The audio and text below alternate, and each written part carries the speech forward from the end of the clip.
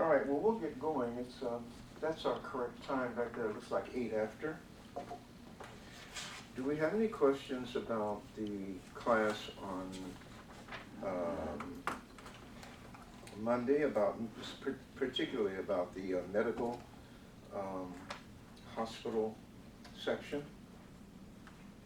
All right, let's bear in mind, though, that Harlem Hospital was, in Manhattan for years and years and years before black people started coming in. It was originally spelled H-A-A-R-L-E-M, the Dutch spelling. During the course, right before the World War I, when European immigration began to slow down, and certainly during the period from 1915 to 1920, most of the Dutch descendants began to move out. They were pretty well heeled, excuse me, because a lot of them were property owners and owned a lot of things in New York City. They still do. But they were moving out, and blacks were moving into Harlem. But the hospital stayed. The hospital never changed its name. Now, you have other Manhattan hospitals, but this is the major hospital serving the Harlem area in New York City. Columbia University Hospital, I think, is in Morningside Heights, and that's fairly close to Harlem, but that's in one of the exclusive hospitals. So the Harlem Hospital operates as both a clinic and also as an HIV/AIDS kind of hospital. It deals with alcoholism and all of the things that are really swirling around poor communities. So it's still there. It almost closed about 20 years ago, but people came to its, and it was financial, and people came to its aid. Young people, white and black, who were graduating from medical schools began to name Harlem Hospital as their major hospital for their internship. And the hospital suffered, not suffered, but experienced kind of like a rebirth, and is really doing a good job today, even with the population that it is serving. I mentioned to you that one of my students from Syracuse is head of the gynecology department there. And it's really a fairly good hospital if they can keep the coffers rolling. But Harlem has itself revitalized. It's like Cornhill here. White families are moving back into Harlem, but those brownstones, oh, they are, boy, they're expensive. My goodness, they're expensive. I've seen them. I've seen them at their best, and they were really beautiful. The only thing that I didn't like about brownstones, there was no space between the buildings. Your neighbor was your neighbor in the true sense of the word. But they are really very, very expensive now. My daughter thought that she did live in one. She had a roommate, but they were paying like, oh, gracious goodness, something like $3,500 a month. I'd do better off buying a home if I could find one. But if that's indicative, though, it's a symbolic of people who are on the way up or people who have already arrived. To have that distinction. I live in a brownstone in this part of New York City. But the prices have gone up, and the poor people have been moved out in some areas. There's a lot of revitalization going on, and it's really getting back to the standard of living that it once did experience. All right, well, let's move on then. Now, let's just start again with the last statement that I made about Harlem Hospital, and that was that since 1940, after seeing an increase of black nurses, black doctors, black health professional persons over the years, by 1940, the hospital has been exclusively in the hands of black personnel. And in 2017, is still functioning as Harlem's major medical institution for Black and Latino poor. I have a question. Is it still called Harlem Hospital? What's it called today? Is it what? What is it called today? Is it Harlem Hospital. Oh, okay. Still called the same.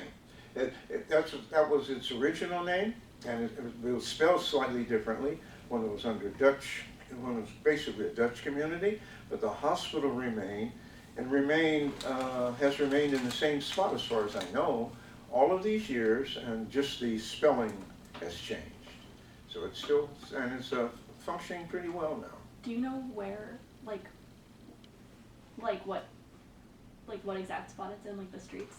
Geographically? Yeah. Yeah, it's between 125th and 150th Street. Oh, okay. Bordered by Lenox Avenue. So it's pretty well in the heart of Harlem. Yeah, it's part of like the United Way in Rochester lays out all of the agencies that you can donate money to.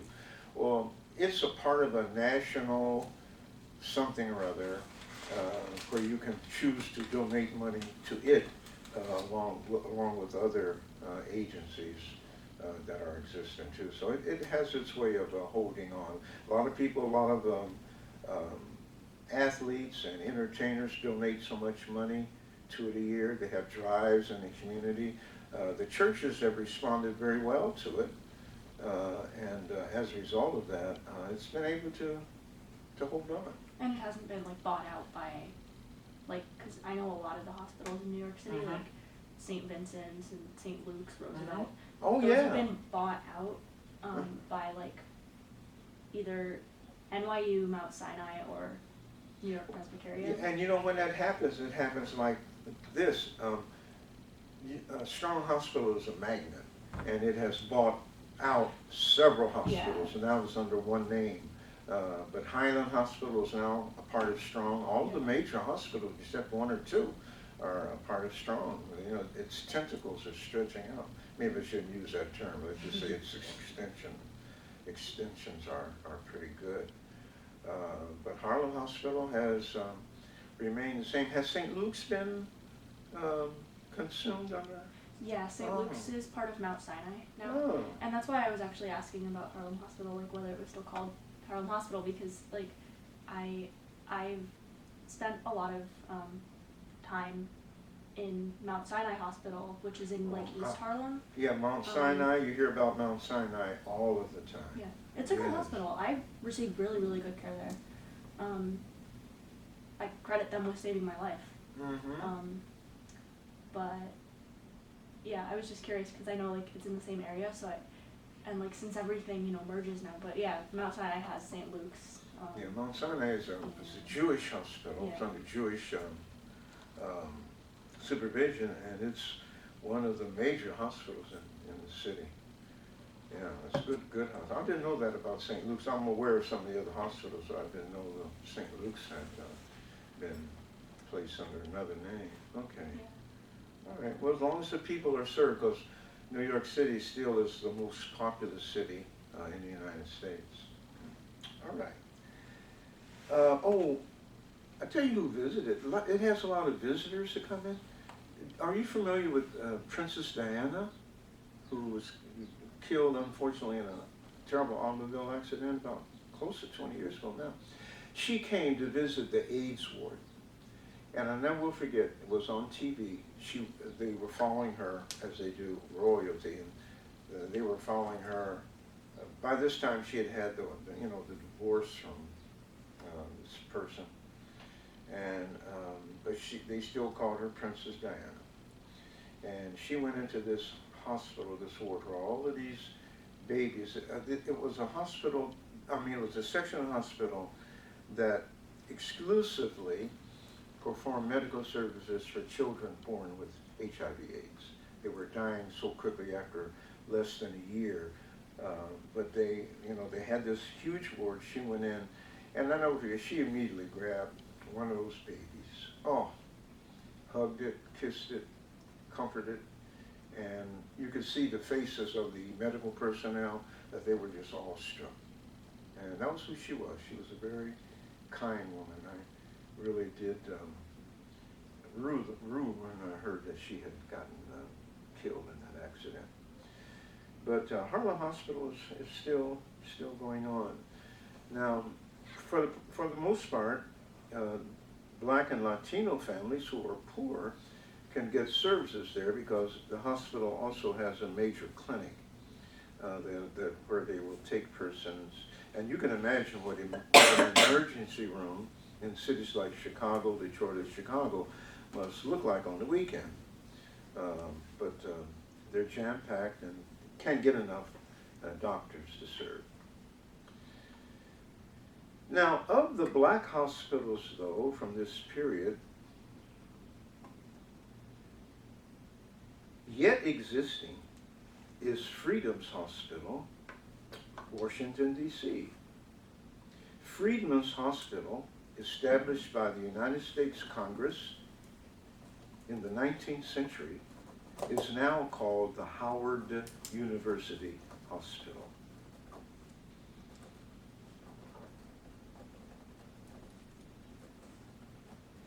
And Provident Hospital in Chicago was an all-black hospital. Provident Hospital in Chicago. But Provident Hospital, in order to avoid discontinuance due to lack of financial support,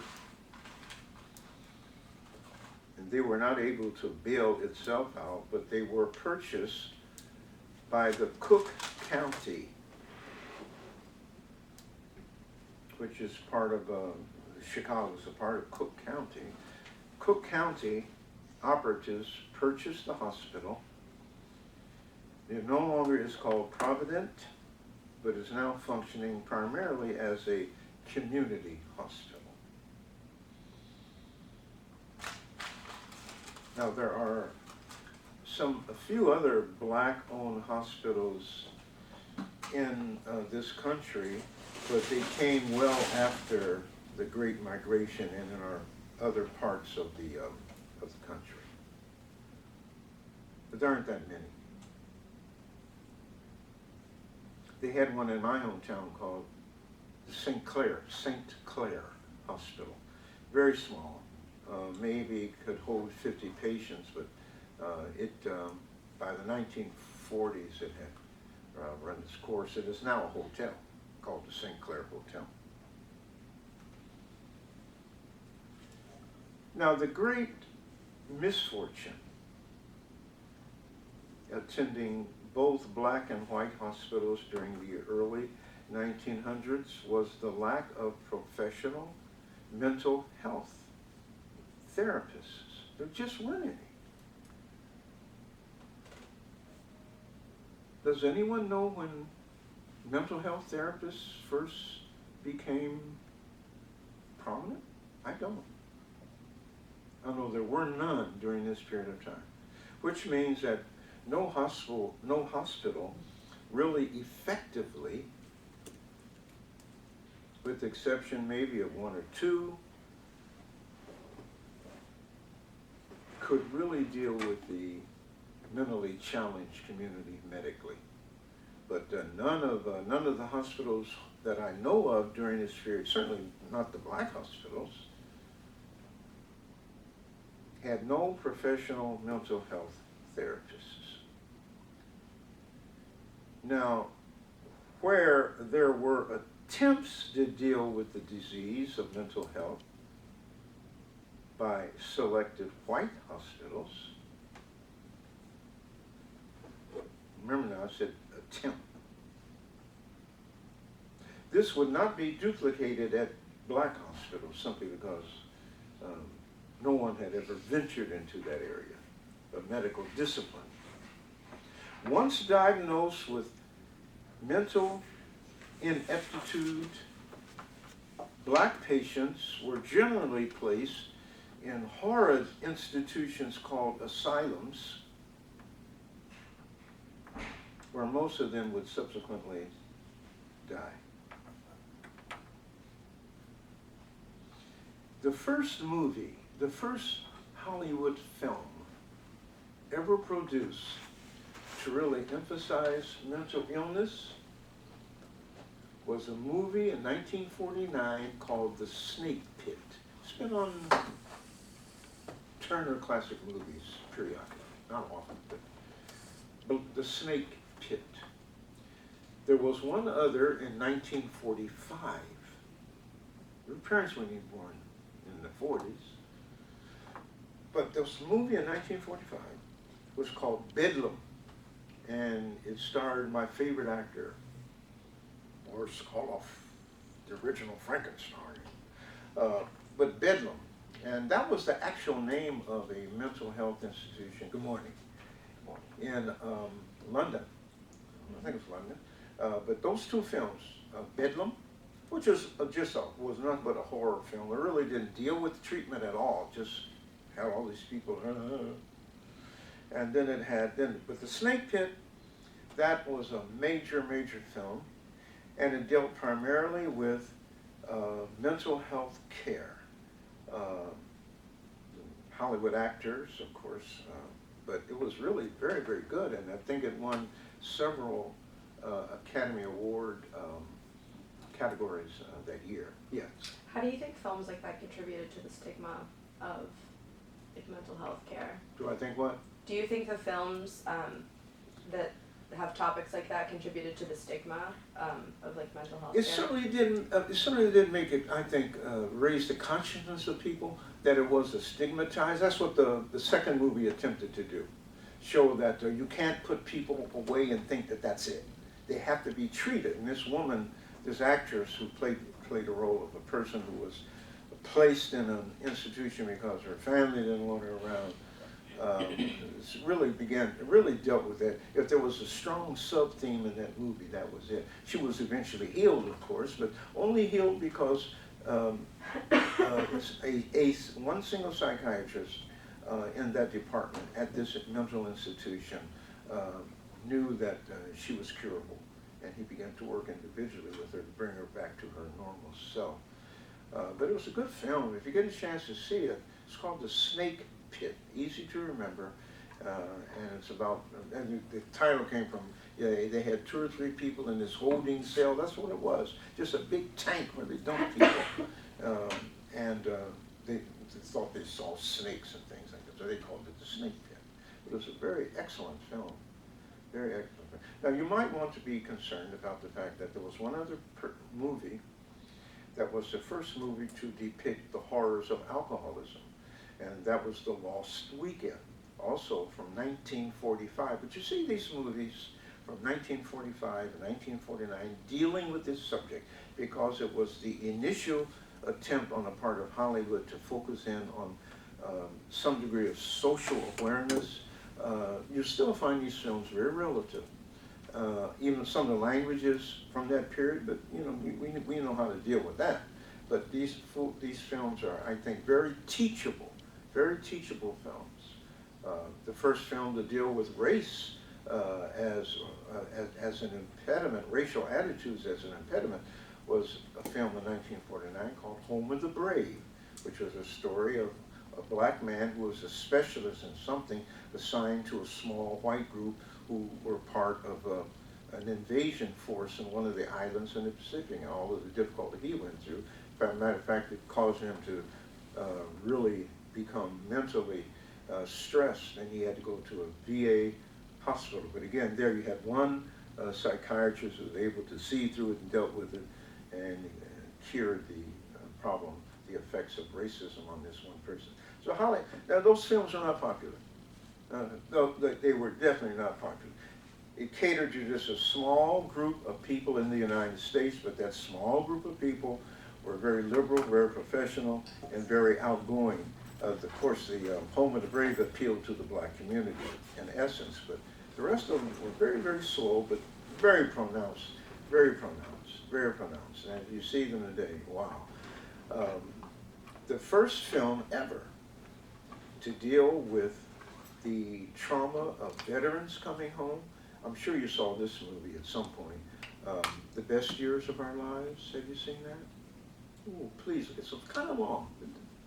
first one to really deal with a very full of outstanding movie stars. So, but it's a great movie. I just saw it about 2 weeks ago. It was on Turner Movie Classics, and you know, no commercials, all just straight through. What a great film.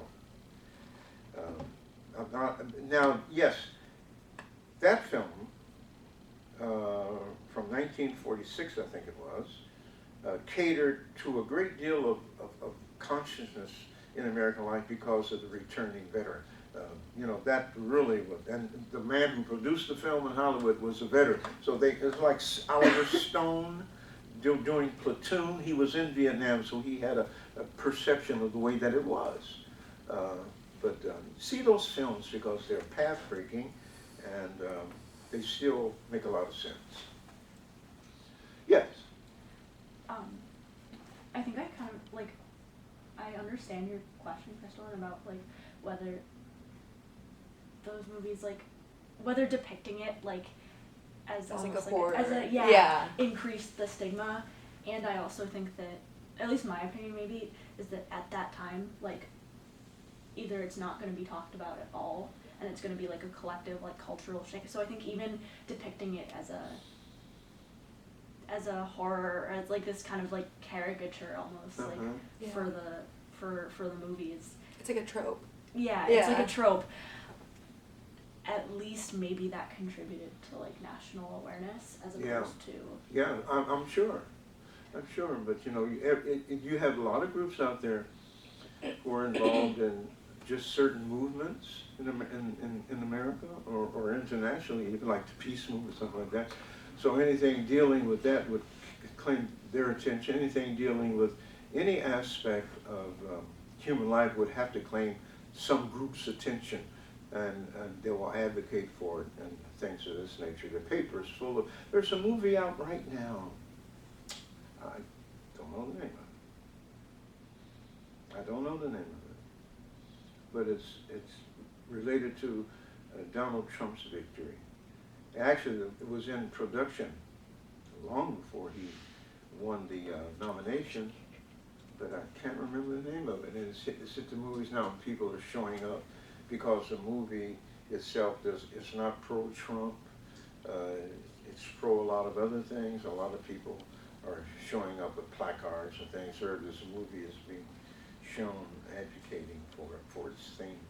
Yeah. I mean, just personally, like, the two scariest types of horror movies that I've ever seen are ones that deal with, like, sort of like mental asylums, and also ones that deal with infectious disease outbreaks, and those are the two things that I'm most interested in studying now. So, like, maybe that does help. I mean, like, I get what you're saying, like, it gets people to, like, think about it at least, and, like, those are the two things that, like, always scared me the most when I was younger, and now, like, those are the two things that I'm interested in studying, so. Yeah, well, you know, I had more vision about what this course would be about. I would have had maybe 1 or 2 segments where we wouldn't do anything but watch a film, like The Snake Pit, or like Bedlam, or like and yeah, those disease things, those breakouts, those are very popular. Quarantine, yeah. Yeah. That's exactly what I'm thinking. Was that a film, Quarantine? Oh yeah. I was quarantined once. 12 monkeys. That's why y'all sit way over there. You knew I was quarantined, didn't you? Yeah. What were you quarantined for? My sister had diphtheria. Oh. And in those days, they'd come around the house and put a big sign on this house, this quarantine. I was happy because I didn't have to go to school. We were quarantined for about 5 days, and my sister got over diphtheria. In those days, they didn't have the treatment. No doctor ever came to our house. Really? No, after the initial diagnosis, he just gave instructions. Yeah, keep her home, but nobody can leave, nobody can come in. Yeah.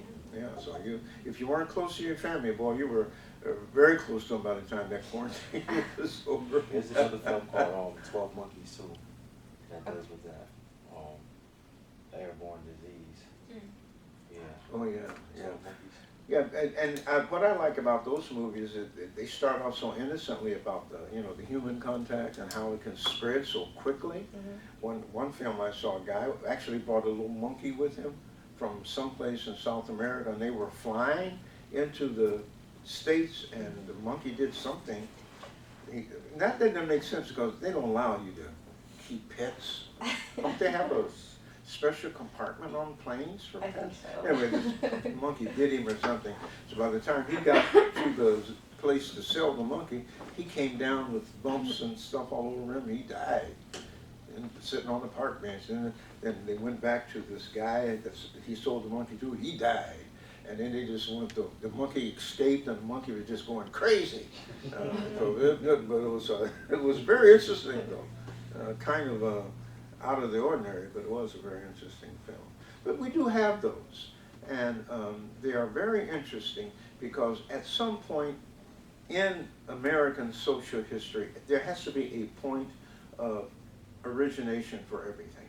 And the film industry really took it upon themselves to be the pioneers in many social things, whereas the university should have. The university system in America should have been in the lead in that, but they weren't. And the university system was very quiet during the McCarthy era when they were getting rid of so many excellent people. But you know, that's the world we lived in, and we have to have that understanding.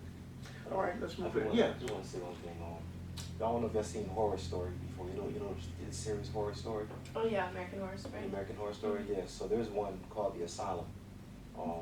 That's The Asylum. Yeah. All right. It's a season. That's the name of this. Deals with mental illness. Yes. Oh. Yeah, I think that's And second also season. possession, like demon possession, somebody being possessed like demons. And Yeah. has a nice twist. It's a real good Oh. storyline. It's a real good one. And another movie that just came out named Split. Yeah. Yeah. Yeah. What? What's Split? about like? It's about this guy who has dissociative identity disorder, and so he has like multiple personalities, and Oh, he uses all of them to torture people in different ways. that comes from split Oh. personality. Yeah. Has anybody Well, ever seen? They had a TV thing on, a 3-part TV thing on about 30 years ago called Sybil.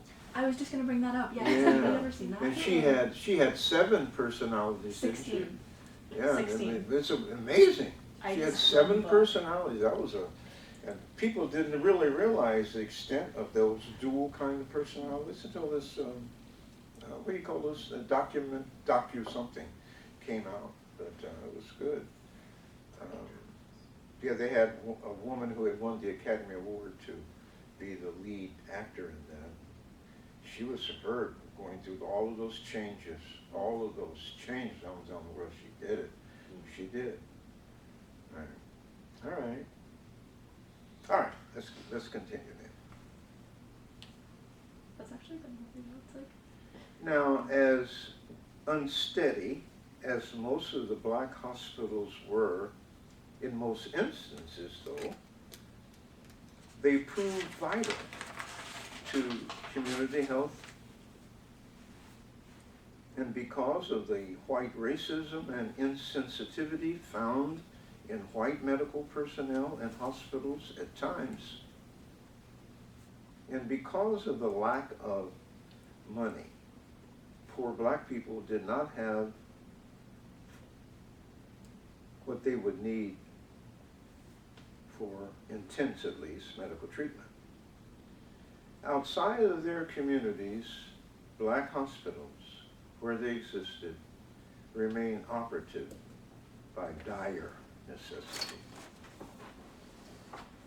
Now, the unselfish heroism and dedication demonstrated by the black physician serving in the urban north before 1920 is one of the most enriching episodes of African American chronology. The first African American doctor in Rochester did not come until 1923. Dr. Charles Lunsford, I mentioned him I think last week. Dr. Charles Lunsford was a graduate of the Howard University School of Medicine, and I don't know what led him here, what got him here, but this is where he was, and he was soon joined by 1 or 2 others. When I came to this area in 1966, I think there were 3 practicing black doctors. They didn't have any pediatricians, so all of my children were seen by a German doctor, Dr. Bridget, what was her last name? Boettridge, I think. Boettrich. And she was my children's doctor for a number of years until my son said, nope, this got to stop. He was about to turn 12. You know, no more. I can't deal with any woman looking at me again. And I'm going to say, okay, all right. So I had to get him a male doctor. But that's just what it was. Just weren't any. There were one or two black dentists, Dr. Bias, Dr. Robinson, somebody else, Dr. Levy. Dr. Levy, he was Levy. He was one. He and his brother both were dentists, and that was it. And it wasn't until the 70s that black doctors and others started coming. The medical school finally opened up to admit blacks, and as a result, we had a little more medical stability. What's the story of Anthony Jordan? The story of Anthony Jordan. Anthony Jordan, that clinic was named after him because of his Dr. Jordan. He was the second. He was from the Caribbean. He was the second black doctor to practice, but that was his area over there, and they named that clinic after him. Now it doesn't really. I don't know what it functions as now. It's gone through so many changes, but it's pretty stable, and it's still going on. Same spot, and they have a large number of services. As a matter of fact, it's branched off into departments now. They have counseling there, you know, non-medical services, but they really have, that prenatal is one of the things that they've really been involved in a lot. But the only thing about the prenatal services, it also is, they had an abortion clinic there, and they also had, Planned Parenthood, both of which are very unpopular, but nonetheless, you know, they housed them and part of their program. So it's still very much a part of the poor community over there. That's one of the poorest areas in Rochester. Harvey Crescent. Mm-hmm. All right. Now, I think that what the black physician did before 1920 in the major urban areas are really great episodes in African American chronology. Now, the Great Migration also beckoned to black journalists, morticians, other black professional classes, including insurance executives. I want to spend a little time talking about insurance companies. This is vital. Now, white insurance companies generally did not accept black clients. And when they did, these companies utilized a different rate book, charging them, black people, more money for less insurance than they did white clients. Some white companies, such as the Metropolitan Insurance Company, now called MetLife, degraded black people by issuing them worthless policies for 10 cents a week. Blacks did develop a system, however, where they could purchase what used to be called burial insurance. Burial insurance. These were gotten from black fraternal organizations, particularly the Elks. But this too would be inadequate at times to cover the costs of funeral expenses. What the burial insurance did primarily was just a purchase of a burial lot where they could bury people. You know, they'd be buried. Didn't cover the cost of the casket or anything else. Generally, it didn't. With the coming of the black insurance companies to the north, and through the cooperation of black churches and funeral directors, because that's kind of a trinity of services, insurance, mortician services, churches, much of the exploitative practices were eliminated. Now, according to W.E.B. Du Bois, who wrote a pioneering sociological monograph called The Philadelphia Negro, where he traced the beginnings of the black community in Philadelphia up to that time. The book was published a long time ago, around 1905. But nonetheless, according to Dr. Du Bois, the first insurance company chartered and actually owned by African Americans was in Philadelphia. And it evolved out of the economic determinism of the Free African Society, which was started way back in 1817. It was called the African Insurance Company, and this was started in the year 1810. Though it only lasted 3 years, it would signal the beginning of a long history of black insurance companies. Now this, I want you to take a record of this, and I'll go through it very slow. But the most outstanding black insurance agencies that were to evolve out of the period of the Great Migration, out of that period, because of the large numbers of African Americans moving south to the north, were the Pilgrim Life Insurance Company,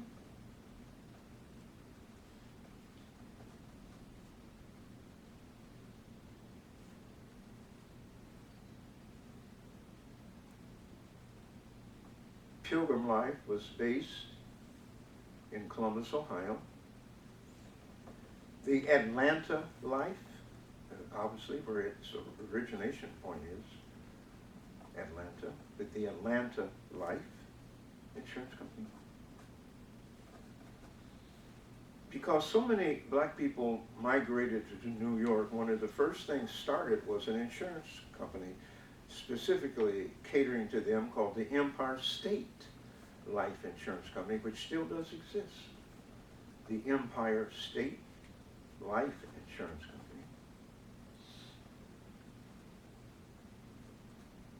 Headquartered in Louisville, Kentucky, is the Mammoth, M-A-M-M-O-T-H, Mammoth Life Insurance Company, out of Louisville. That's spread north, Mammoth Life. One of the largest and very successful black insurance companies was based in Chicago, called Supreme Life, the Supreme Life Insurance Company.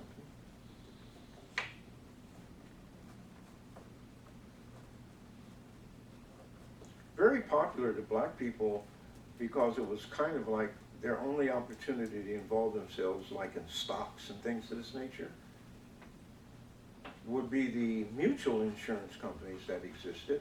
And one of the very first that where my father, immediately after college work, was the Dunbar Mutual Insurance Company, based in Dayton, Ohio. Dunbar Mutual Insurance Company. D-U-N? Big pardon? Is that D-U-N-B-A-R? Yes, D-U-N-B-A-R, named after Paul Laurence Dunbar, the poet, who was from Dayton. By far, the most successful of the black insurance companies was the North Carolina Mutual Insurance Company, based in Durham, North Carolina.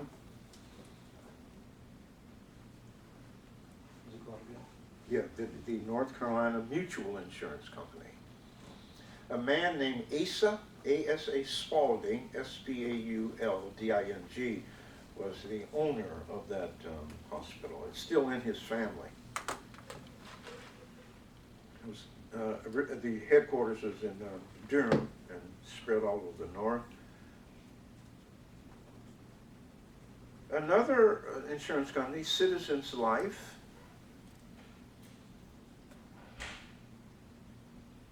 the Domestic Life and Accident, Domestic Life and Accident, The Gibraltar, this was out of someplace, I think it was Boston, it was out of Massachusetts, the Gibraltar Health and Accident Insurance Company. Gibraltar, like the rock.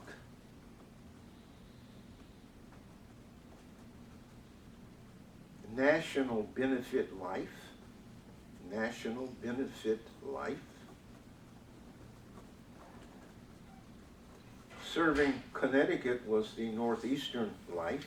One word, Northeastern Life.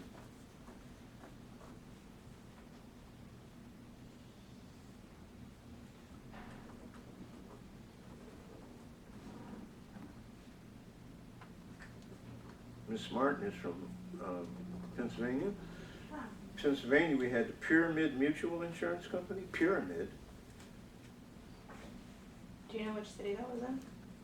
Pyramid, Pyramid.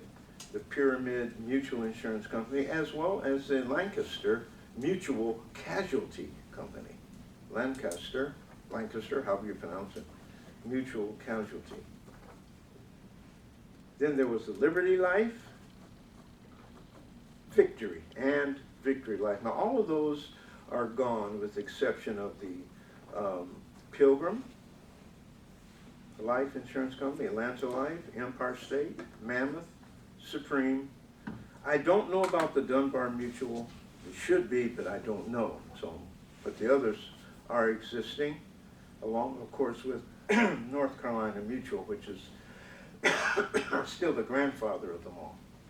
All of the rest are gone, but they did serve at a very important time in a very important way. This really forced the hand of major white insurance companies to begin to cater to black families on an equal basis in terms of policy. Could I add something to that though? Beg pardon? Could I add something to that? I read like very recently, like last week, and I think it was the Washington Post online. I don't remember exactly, but it was a reputable newspaper. Oh, yes, it is. It might have been, I don't know, maybe it was the Atlantic, I forget. But I read an article that said that poor people living in zip codes that are majority, they did like a study, and they found that poor people that are living in zip codes that are majority minority are charged routinely charged way more Yes. for car insurance than white drivers in white neighborhoods that are, middle class or above. Yeah, that was very common, but what has had to happen had been political legislation to eliminate that kind of disparity. But it's still going on today. Still going It's on. still going on. Wouldn't surprise me that it's still going on at the table. But some people are so desperate to get any kind of coverage that or at least they don't know about it. They might think that it's just a normal way that they're being charged. But I thank you for that. Did it say where it was still going on? Well, they did 2 states, California and Texas. But what they found was that, or what they inferred, I guess, is that it probably is going on nationally. I mean, and even in California, which is a really liberal state in terms of policy. There was a black insurance company in California, but it was way after this. It was called Golden State, the Golden State Life Insurance Company. It's out of San Francisco. Is it out of San Francisco? Out of San Francisco, yes it was, but it covered the whole state. You can get a policy. Yeah, but but thank you. That's very important for us to know that a lot of these inconsistencies are still going. There's no sun out there. Do you know that in Rochester, why did y'all come here? I ask myself this Yeah, question same. every single day. Many important decisions. I wish I would have gone to UNC. But there's been a study that says in Rochester between October and April, people come here from other areas and they get immediately depressed because of the weather and because of the sun. Look out, this is April. You're supposed to hear balls hitting your mitts. Seasonal. People I saw a eating butterfly outside yesterday. on It the was sidewalk. amazing. Look at It this. was amazing. We're liable to have a snowstorm at any minute, Get out of my house. but people still come and I still love it complain here. about the weather, but I they're love still it. here like me. Yes. Do you know? Okay, have you ever heard of the onion snow? Mm. Okay, so my grandpa. I don't know if this is a thing that only my parents talk about, or like my grandparents, because my grandpa grows green onions in his garden. But every year, in like April, it snows. And I don't know if this is like a national thing or like a Pennsylvania thing, but it snows in April after it's been like really nice for a while.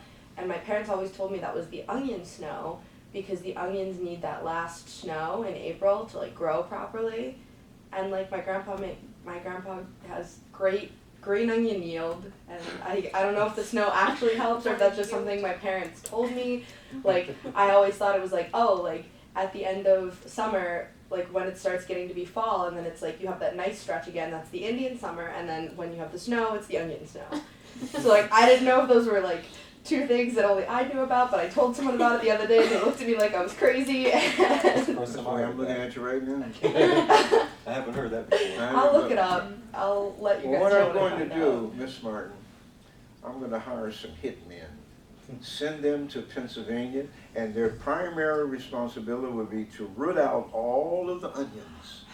So My that- grandpa will be so That's sad. too bad. That's too bad. If he hasn't made it by this time, he's out of luck. We'll take care of those April snowstorms. You can't take away his onions. His favorite grocery store is closing. We have one grocery store in our town, and like that's my grandpa's favorite place to go, and it's closing, and he's already sad about that. You All can't he take his has is onions. the joy of his All he onions. has is his onions now. Well, That's funny. yeah, well, we'll lighten up a little bit.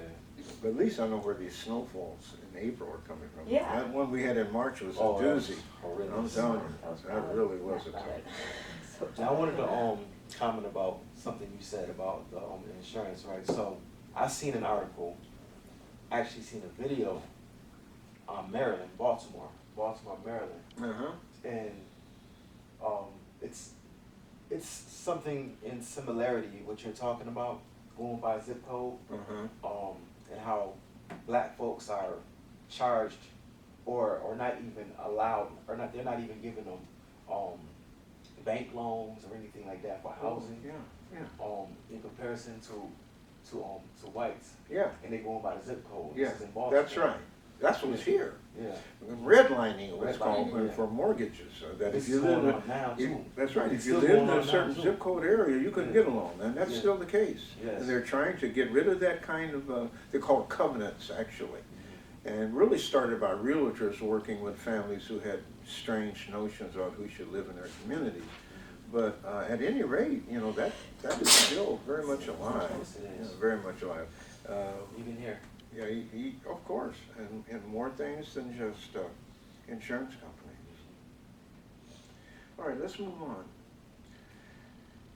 Now, the Great Migration would result in individual feats of entrepreneurial achievement.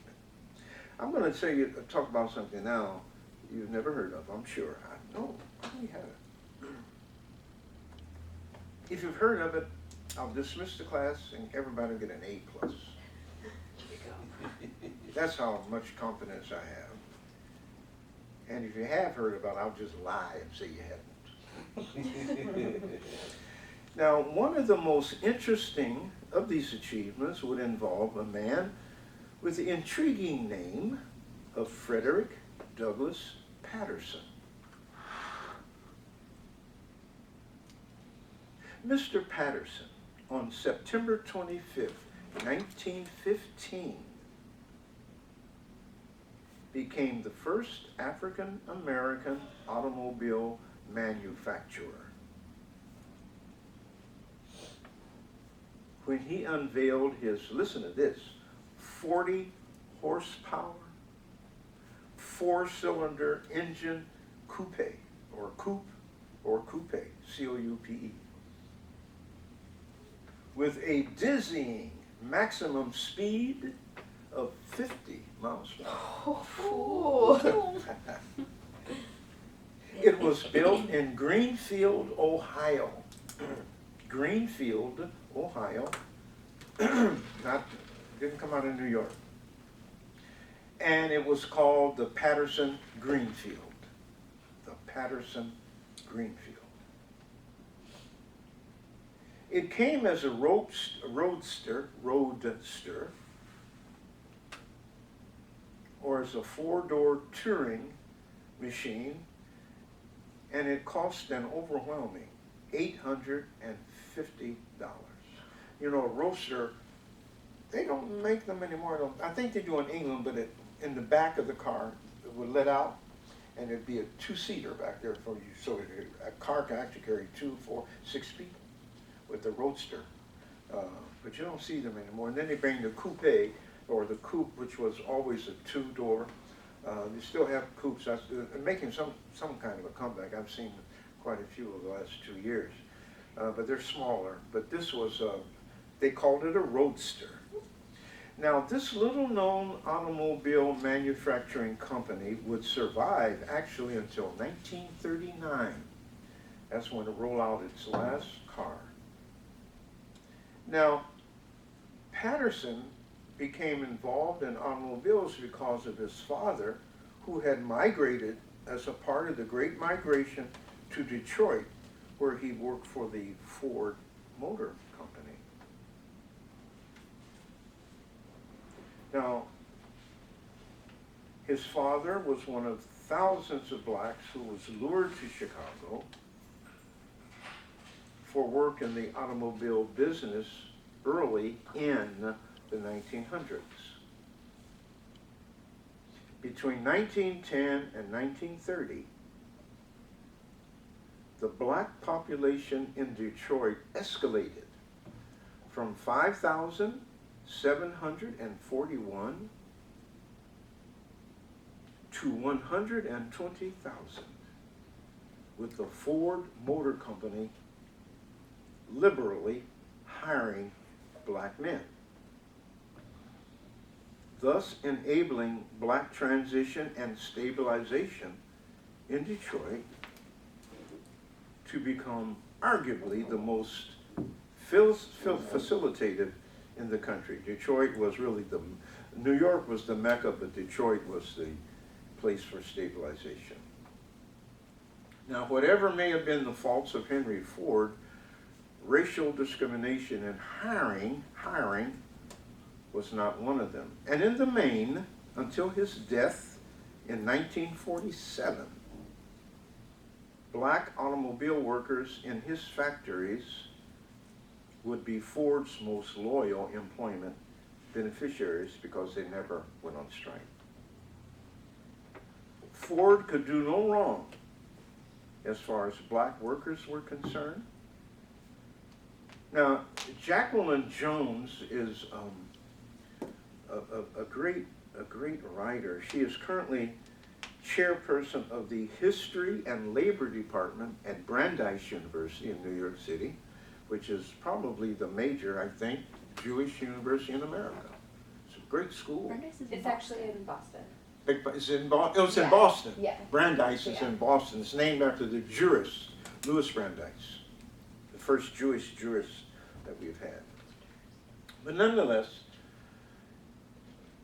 in her excellent book on the history of American labor, Jacqueline Jones has written, quote, this is from her book, Henry Ford was unique among automobile manufacturers in his willingness to hire large numbers of black people as workers.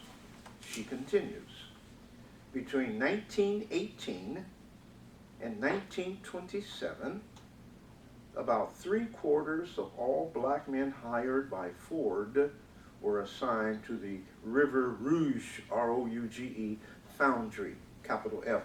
River Rouge is an area of Detroit which is about maybe 10, 12 miles from the city.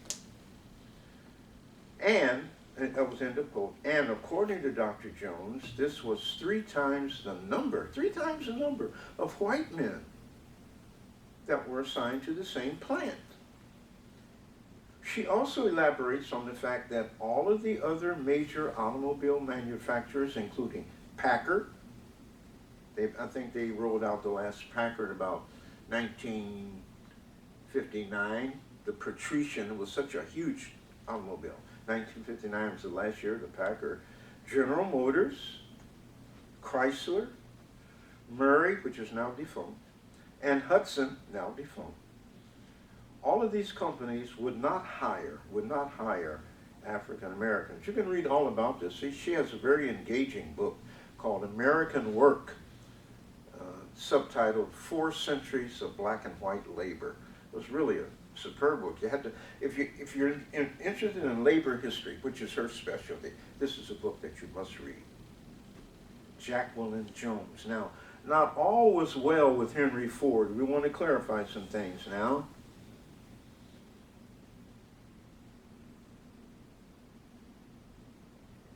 I feel a little funny dealing with this because of our students. But politically, Henry Ford leaned hard right.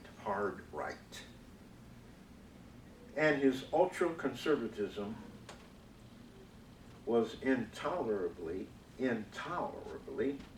expressed through his inordinate anti-Semitism. Ford was one of the major advocates of an anti-Jewish work called Protocols of Zion, which is, because people still adhere to it, it is a vicious condemnation of universal Judaism, the Protocols of Zion. Now, in passing, the mass internal transitive migration of over 3.5 million African Americans into the urban north likewise called into creation a plethora. Who knows what that word means? What's it mean? A lot. A lot, yes. An explosion, a lot. Great. A plethora of outstanding, hard as nails, black newspapers symbolized by the defiant Chicago Defender, that's one newspaper, as well as the Pittsburgh Courier, the Amsterdam of New York City, and the Cleveland Call and Post, and the Kansas City Call, C-A-L-L. These were really very strong papers. Chicago Defender, Pittsburgh Courier, Amsterdam News, Cleveland Call and Post, the Kansas City Call, and all of them yet exist. Much smaller in terms of sheets and stuff, but they still exist. What's the Cleveland one called? Big pardon? What's the Cleveland one called? Call and Post, Cleveland Call and Post.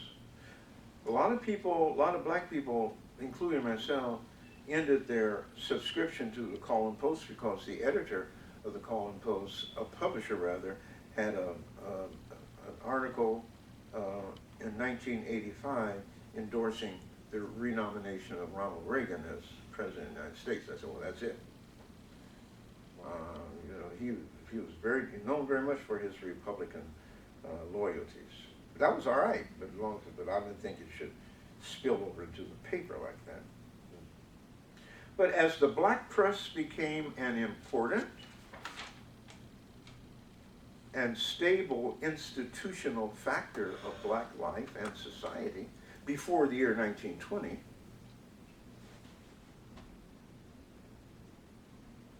it was recognized, the black press, as the only printed media that portrayed black people in an accurate light.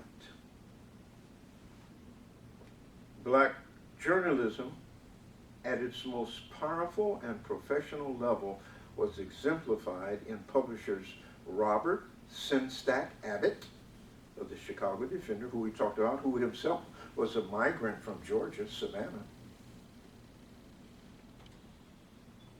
who was taken in, given a good high school education, and was accepted at the journalism school, one of the very best, at Northwestern University, outside of Chicago.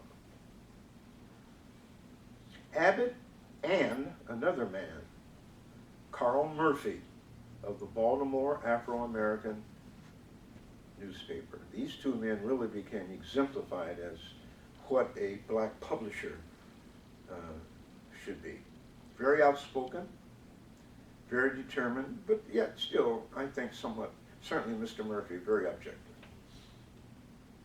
Now there's a spin-off of the Baltimore Afro-American newspaper called the Washington, D.C. Afro-American newspaper, but it's pretty much the same publishing company. Now, let me just say the weekend.